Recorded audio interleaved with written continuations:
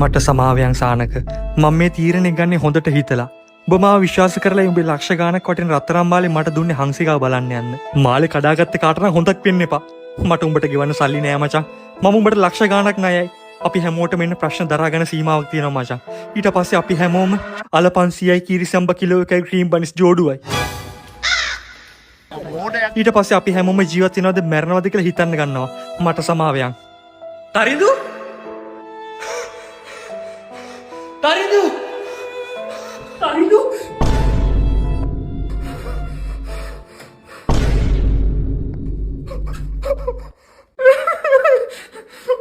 මොකක්ද යකෝ මේ කරගත්තේ? මම උඹට බොරුවක් කිව්වේ.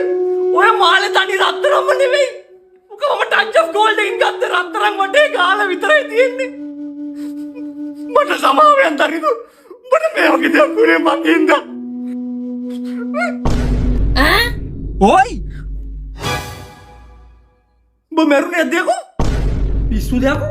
මට පොඩි නිින්දක් ගියා. එතකොට කට වටේ සැම මම නෙවෙයි බං මේ දවල්ට කාපු කිරි. අනේ මං උඹට බොරුවක් කරේ බං. ඒක ගෝල්ඩ් කෝටඩ් චේන් එකක්. කිරිපත් ගොඩ ගිහපු වෙලේ ටච් ඔෆ් ගෝල්ඩ් එකකින් ගත්තේ. ගෝල්ඩ්ම තමයි ඉතින්. හරියකෝ ඇයි ඉතින් උඹ බිව්වේ? මම හිතුවා උඹ වෙච්ච දේ හින්දා වහ බිව්වා කියලා. හිත පාලනය කරගන්න බැරුව මාත් මේක බිව්වා. විකාරදේ කොයි වහ නෙවෙයි. ඒක තමයි මේ මොනවද? හෙන ලුණු රහින්. සිවිල මොඩි ඉඳන් උඩු වෙච්චු කරන ගත්තා. හා? බෝඩි මේ හරියට බාජරංග තින්ද වටේ පිටේ එහෙන කරවත්තගෙන මං ඔය වීදුරුවක් තිබ්බේ. ඔය උගුඩචු දෙයියන් මං දොස්තර කෙනෙක් හම්බ වෙන්නේ.